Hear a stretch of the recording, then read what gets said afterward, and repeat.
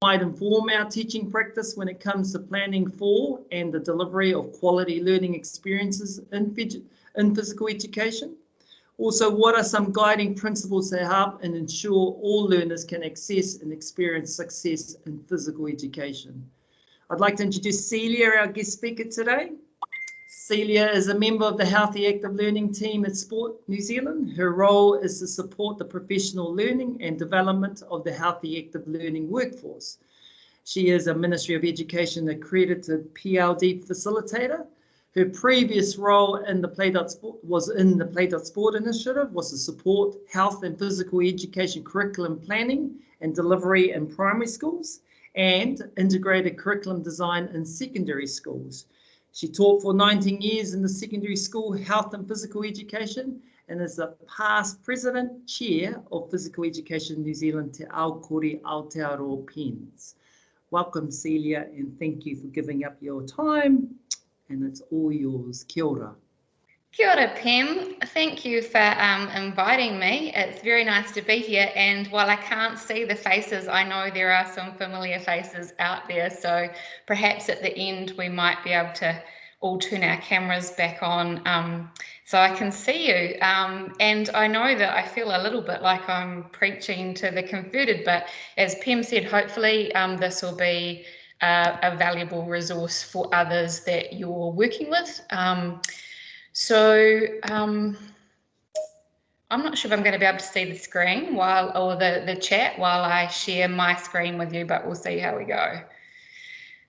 Ka nui te mihi, ka nui te aroha kia koutou, ko tutiri moana te maunga, ko waikanai te awa no kapere ahau, ko Paul taku hoa tane, ko Loki roa, ko Jonty aku tamariki. Kei ihi Aotearoa Sport NZ ahau e mahi ana, ko Celia Fleck toku ingoa, no reira, tēnā koutou, tēnā koutou, tēnā koutou katoa. So lovely to be here today with you all and sharing with you. So Pam asked me to talk about what is quality physical education, and I'd just like to, I guess, set off a bit of a disclaimer that kind of this little session is really just scratching the surface because it's a massive question and one that kind of has lots of threads to it and real depth to it. So I'm going to give you a little bit of a taste, but there's lots of places that this could be taken further. So to start with, really tricky when it's not interactive and I can't see you and can't be up and doing things, but I just would like you to think back to your own experiences of PE. So whether you think back to an experience in primary setting or in your secondary PE experiences, what did you love about it and what did you not love about it? If you'd like to share in the chat, go for it. Always love to see what memories people have of PE, whether they be positive or negative. And I'm sure there'll be some real themes that come up, but just think about for you even what those experiences were. What made the things that you loved, what made them so enjoyable, and the things that you didn't love, what really detracted from that being a positive experience for you? For me, if I think about it, I hated being on show in PE. So whether that looked like lining up for my turn to bat in softball, or lining up to have a turn on the vault in gymnastics, or lining up to have a turn in high jump at athletics, it just felt like I was really visible in whether I was going to be successful or not in PE. And if we think about the other teaching and learning areas that we might be teaching in, if we're teachers listening today, that very rarely happens in other learning areas, but often it does happen in PE.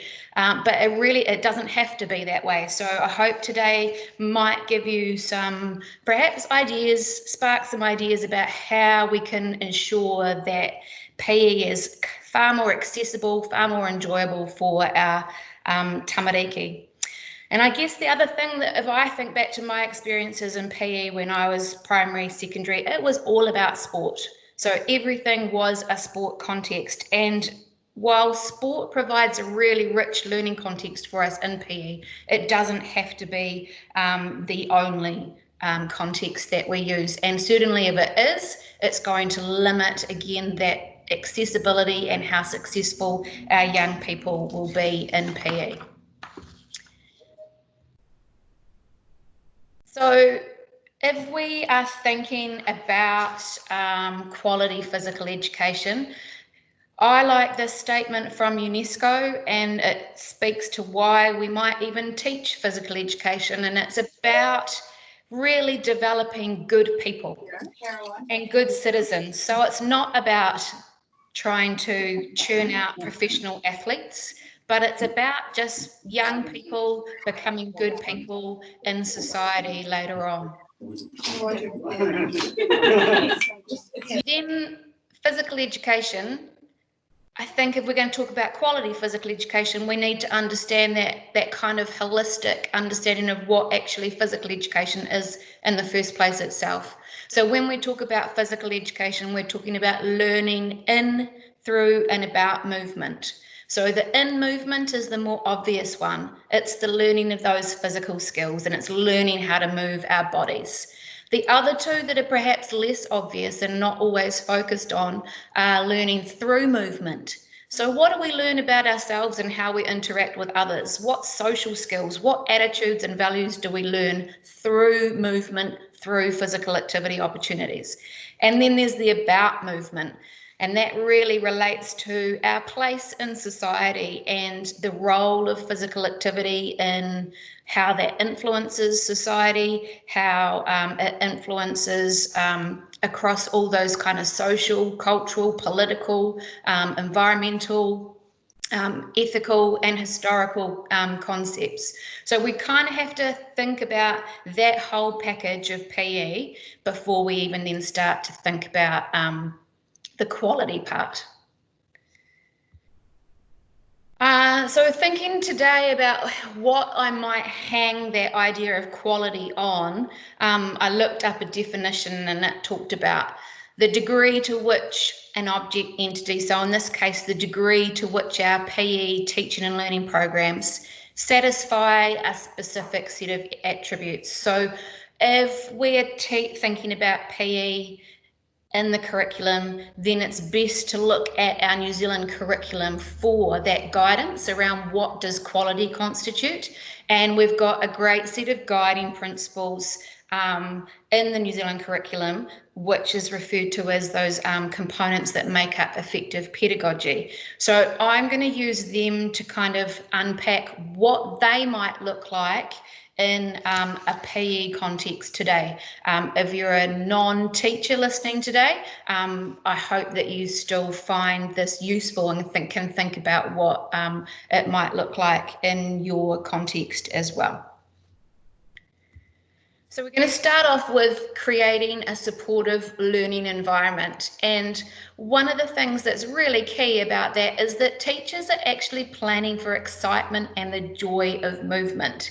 And I think about if you are not excited or enthusiastic about what you're doing in teaching and learning in PE, your kids are not going to be either. So how can you plan for those movement experiences to be really joyful, for there to be fun and enjoyment and laughter and that kind of collaboration involved? It's also about that positive reinforcement and feedback. So how are we giving that to our learners during their movement experiences? It's about how we involve everybody, and we'll come to that a bit later as well. And how do we ensure that that moving is happening by all people? Non-participants, that can be a real challenge in teaching in primary, intermediate and secondary. But how can we think about how we use those non-participants in a way that they can enhance the learning, that they can be part of the learning as well? So there's lots of ways that they can be involved. And I've listed a few there, but other ways are if you're thinking about your school values, and a lot of PE can, one of the underlying concepts is attitudes and values. So if you are linking your PE learning experiences to your school values, some of your non-participants could be looking out for the ways in which those values are being demonstrated by the kids in their class that are part of the movement. So if we're thinking about as well that supportive learning environment, it's about having a growth mindset. And again, that's about the teacher having a growth mindset as well. And for some times, it might be that the teacher has to acknowledge that they're in that learning pit as well as their kids being in the learning pit. So that's really important. And then thinking about progression and challenge, how are we making sure that it's not just a one-size-fits-all learning experience, but we are providing opportunities for our young people to be challenged and for them to grow and then for them to move on. And then lastly there, I've just got around process versus product. So the process is the most important thing in our teaching and learning experiences, not perhaps what the end product might look like. And often that can be seen in, I guess, our physical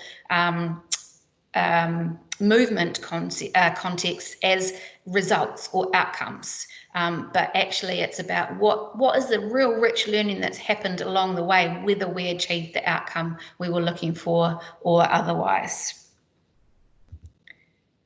The next mention in terms of effective pedagogy is being able to enhance the relevance of new learning. And this, I think, is where you can have the biggest impact immediately in your teaching and learning programs with in physical education. And it's simply, if the only thing you do differently tomorrow was to take the context that you're currently using and put some learning intentions, success criteria, and learning conversations with them, you would be making a much bigger impact for your learners. So I think about some of the reasons why we want to do this, and it's around those messages that we give our young people about success in PE, and it kind of refers to what I was talking about in terms of process versus product. So if we've got a class of young people going out for a game of Danish rounders in PE, and those young people take from their experience that success is simply about whether their team won or not, whether they got a home run or not, then that measure of success is going to really either kind of perhaps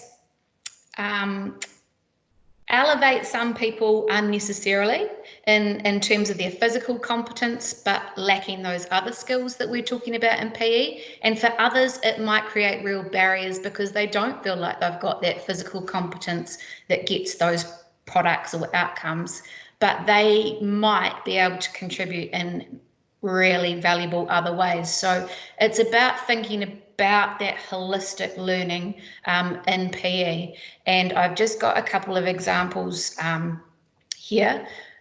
Using Te Whare Tapawha, and I'm sure many of you, if not all of you, will be familiar with that. And again, it's another one of the underlying concepts of the PE curriculum. But thinking about designing our learning intentions using the 4 dimensions of Haora can be a really good way of making sure that we are thinking about the whole learner in PE and not just targeting that physical. So this is an example, and I've referenced Shay Coxon at Māori Bank School for this example because it's one that I observed from his amazing mahi that he did, but Jared Summers is also on the call, so I really need to pay tribute to the work that Jared did with Shay as part of the Play.Sport initiative as well. But Shay did a lot of work around using Te Whare Tapawha and thinking about those learning intentions and how do we frame them so that they're not just about going out and learning to throw a ball or catch a ball. So in this example here, they were thinking about spiritual well-being as it links to their school values, and they were unpacking the value around fun. So the discussion before they went out with the young kids was, what isn't fun about Danish rounders? What really frustrates and annoys you about Danish rounders? And then the kids come up with some rule modifications that they could then address some of those frustrations and dislikes. And so the learning was around, have we been able to make this a more fun, more enjoyable experience for everyone in the class? Have we made it more inclusive? This next slide, again, credit to Jared and Shay and the work they did together, just gives you some examples about some other learning intentions that you might like to try. Kind of just spark some ideas of, if you're used to those learning intentions being purely around the physical, these are where you might explore some different ideas using those 4 dimensions. Okay, so our next part of the effective pedagogy was around facilitating shared learning. And I think in PE, that's really giving our kids some ownership of what they're learning, what they're experiencing. So student agency, if you like, if that's kind of your catchphrase, but it's about giving them the space and permission to be really creative. They love being creative and they come up with some amazing things. So how can you provide those opportunities to create some new games, to modify the games that you're currently using that they perhaps love, but what if we change the rules up a little bit? And where does play fit into all this? All right, so, just creating those really playful experiences will facilitate some really rich learning as well. Difficult sometimes for teachers who are very much used to kind of wanting that control, especially when you take your kids outside. That in itself creates new challenges for teachers, and then to think about then giving kids a bit more ownership and not just having one game where you are the referee or the umpire or the holder of the whistle does present real challenges. And again, it's going back to that teacher being in the learning pit and having that growth mindset as well as your students. Making connections to prior learning experiences. Now, for me, one of the real big ones, but it's a whole nother kind of webinar workshop, it's around making connections with other learning areas. So when we understand the health and PE curriculum area well, we can make those connections across learning areas for our tamariki, and it can start to make a whole lot more sense, especially when we're thinking about that about part of movement and perhaps linking it to our social science curriculum.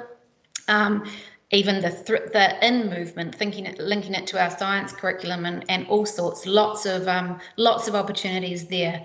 But I think we have to acknowledge that our kids love sport and they get sport in the most part. And so therefore that is a really good prior learning experience to link PE to, but at the same time challenging the idea that it is more than sport. So what about if we took some sports equipment that they knew and used it in completely non-traditional ways, or challenged them, again, coming back to that previous slide, challenge them to come up with ways that they can use it differently. And the other context that I like to use here is around the use of Indigenous or so our traditional Māori games or international games to promote that diversity. I'm not sure if my slides are doing something weird for you. Pim, can you just give me a, oh no, that's all right. I think they're all good. Yeah, they seem to be fine. They're all right? All right. Yeah. So then thinking about providing sufficient opportunities to learn, and this is, I think, another area where you can make a real big difference just by changing something as small as setting up small-sided games, and I'll explain that in a little bit. So it is thinking about, rather than having one ball and 30 kids, we would never have one pen and 30 kids and give them a writing task and then question why they were getting bored and why they were starting to misbehave. So it's thinking about how do we optimize that amount of gear that we're using and that ratio of kids to the amount of gear. Thinking about our team numbers. If we've got one big game happening, there's going to be lots of standing around, not being as active, not moving as much. But if we reduce those numbers on our teams, there's going to be a whole lot more opportunity to be involved. It also goes back and helps address what for me was a barrier in PE, and that you're not as on show because you're working with your little team. There's a whole lot of other things going on around around you, but you're focused on what you're doing with your team. Thinking about just optimizing that time that they've got to move and to participate. So trying to keep the instructions really simple, really brief, and then just getting out and moving. Scaffolding, so how can they build on their learning? And then also thinking about making sure that we're planning for all our learners to be involved. And again, I know a whole nother kind of workshop is around that inclusivity model of STEP. So thinking about the space that we're using, the task, the equipment, and the people, how do we modify those to make sure it's more inclusive? And then also thinking about how culturally responsive are we being in our learning opportunities that we're providing? So are we thinking about the cultures that we've got represented in the learners in front of us? Are we thinking about our commitment to the Treaty of Waitangi and how we represent that in our teaching and learning as well? So when I talked about small-sided games, there's just a couple of examples there, and I know there was a question about whether these slides will be shared, and yes, they will, and so this is more for your reference later, but it's just, and this links to scaffolding as well, but it's just thinking about setting up little games that then can build onto medium size, and then even might eventually build into one whole class game, but they've then had the opportunity to kind of build their confidence and competence in just smaller groups. So you can have a look at those in more detail when the slides are shared with you. Encouraging reflective thought and action. So this is just really kind of going back, I guess, to our learning intentions and thinking about, are we creating time for them to think about the learning, to reflect on their learning, and to think about whether they've been successful. So that's thinking about how we provide opportunities during the lesson, and that might be as a teacher just checking in with small groups. It might be bringing the whole group together and posing some questions. How might we do this differently? Is this working for us? What's not working? What is working? What strategies could we use to achieve this? And again, thinking about that creative process. So getting the kids to think critically as they're working through their learning, giving them challenges where they have to problem solve is all a really critical part of our learning area as well. And then lastly, it's about that teacher reflection as well. So what reflection are you as the teacher or facilitator of this learning doing yourself into how well that lesson went, what worked, what didn't, what might you do differently? And coming back to those non-participants as well, thinking about what were the reasons for my non-participants? Is there anything that I could have done to perhaps encourage them to participate differently? Might I need to change things up differently? Sometimes that can just simply be about changing some of the language that we're using, moving perhaps away from some of those traditional sports, and just providing some movement challenges just to engage those kids that kind of feel a real barrier when we talk about specific sports. So as I said, just scratching the surface, and I feel like I've completely kind of sped through those slides, but I hope now perhaps there might be an opportunity for some questions if you've got them. Love to, as I said, love to see your faces, so I'm going to stop sharing the screen. Hopefully I can do that.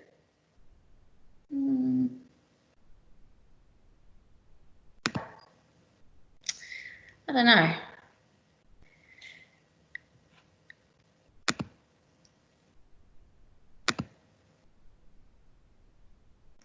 Okay, Pim, I'm having trouble. Excuse me. Is my screen still shared or not shared? It is still shared. Can you unshare it, or for some reason it's just not letting me? Just wondering if I push stop presenting, whether that will hopefully remove it. If I do switch out though, don't be afraid to ask some questions, people. There we go. Brilliant, thank you. Sorry about that, technical issues. You'd think after months in lockdown we would have had all these technical issues sorted by now and be very proficient at it. So yeah, feel free to put your cameras on, people. I'd love to see who's out there, and mics as well if you've got questions or comments. Excuse me, I'm just grabbing water, sorry. I think this is a good opportunity for those that might have a question. Nice to see you, Mike. And if you can ask and turn on your camera, I'm sure Celia will be able to accommodate in some of those questions you might have, or some of those thought processes anyway. So I'll leave it open to anybody who would like to ask a question.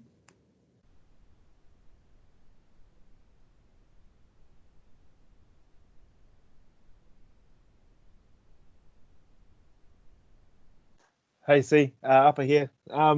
Just probably thinking around like what's the, I don't know if it's easiest, but like what's a good way for a school to start that journey around that health and PE if they're interested in, having a look at it in a different way?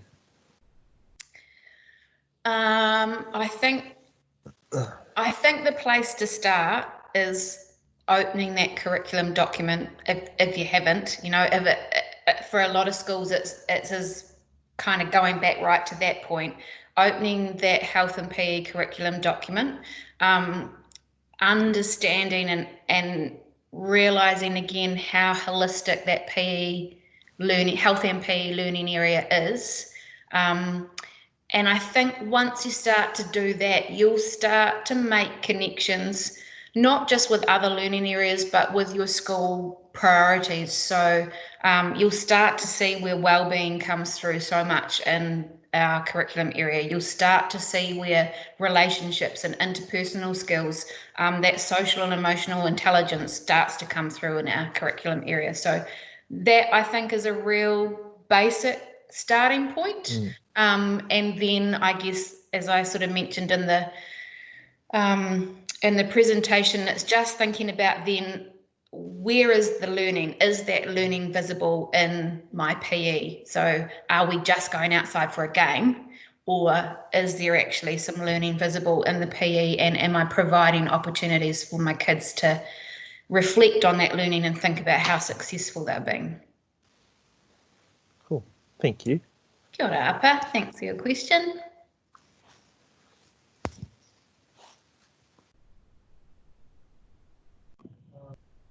Hi Celia, it's Zach here.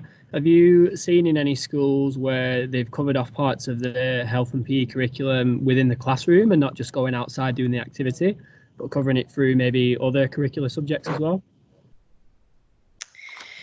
Yeah, definitely. And I think that's where that integration comes into it.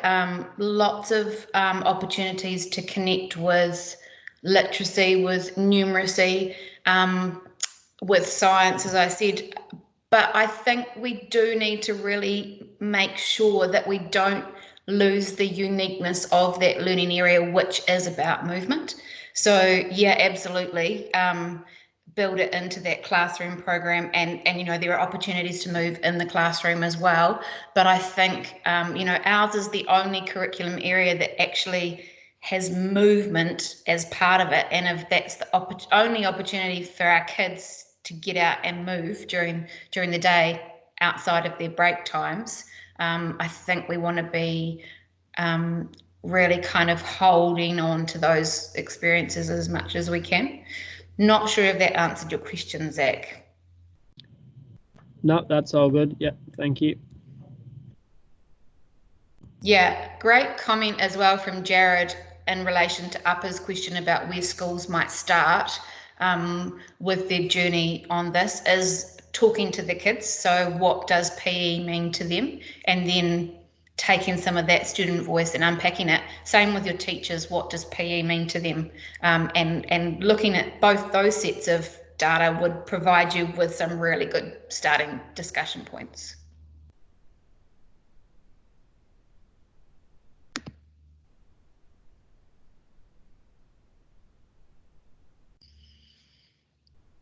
Anything else from anyone? Comments, questions, things that you disagree with? Things that you've experienced in your own context that you think constitutes quality that perhaps I haven't touched on, but others would enjoy hearing about? Yeah, kia ora, Celia. It's Michael Gendel speaking. Apologies for being late. Just a question from our point of view.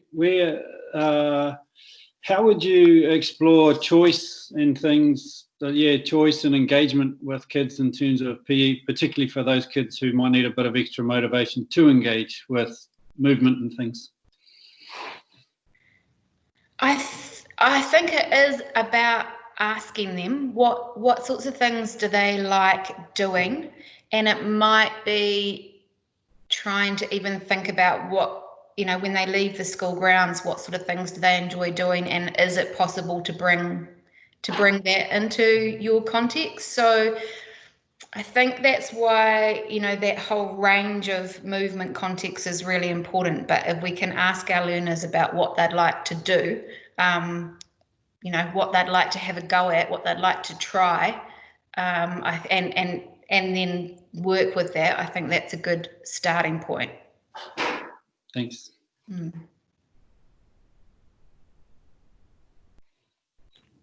Also, I think to Mike's question, you know, in terms for these kids that may not be as engaged, and I'm not sure that that's what you're saying, Mike, but, you know, them experiencing success outside of that kind of skill-based is a way to kind of tie kids in. For example, you know, they might have skills in how to be kind or how to be a good team player.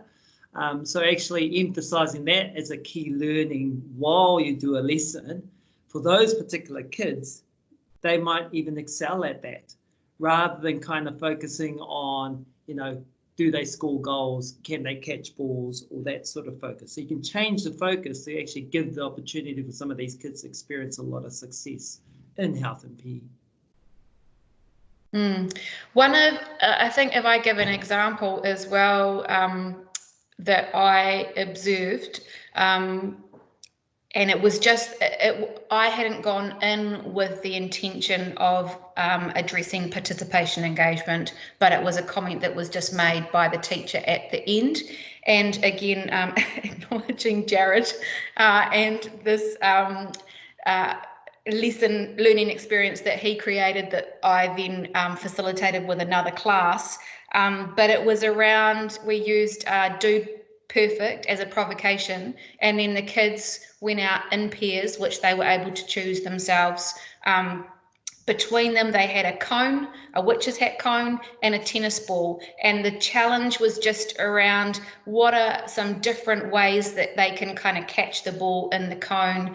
How can they set up some trick shots using the school environment? So they got real creative with the rugby posts, with the basketball backboards, with the playground equipment, with the trees. And the teacher said to me at the end of that there were two boys that never participate in PE, especially if it's we're going out for football, we're going out for hockey, we're going out for netball. Whenever it's a sport, no, they're injured, they're sick, whatever. But she said just having a learning experience that was framed in a way that wasn't a sport, where they could kind of work at their own pace, they could determine their own challenges, that really, you know, led to really high engagement for those couple of kids. So it is just about kind of thinking a little bit differently about how we, how we're designing those learning experiences. Well, I am conscious of time, and firstly, just to Celia, what a fantastic presentation. I know that you know, we've been privy to a lot of good presentations over the past couple of months, but they're you know, just it was a loaded question in terms of what is quality physical education, but I feel like you kind of went over the key points. And hopefully, you know, for some of the teachers, but also those that not necessarily in that teacher space, can think about how they might be presenting or working with the kids or the people that they are, commonly working with anyway. So I think there's a lot of good thinking that will come of this. So yeah, thank you so much. We will put our email address, so Celia's will go up on this chat as well as mine, and if there are any more questions or anything you would like to know, keeping in mind there is that Healthy Active Learning team that is out there which can help you in terms of this particular area of quality physical education. We are more than willing to be part of that journey if you're keen as well. So just to everybody, thanks again. I will finish with a karakia. Kia tau, kia tātou katoa, te ata pai o tō tātou ariki o ihu kreiti, me te aroa o te atua, me te whiwhi, nei teitanga ki te wairua tapu, ake, āmeni. Kia ora tātou, thank you very much for your time. Kia ora Pembroke, and thanks everyone for coming along and listening today. All the best with your mahi. Thank you. Kia ora. Thanks, Celia.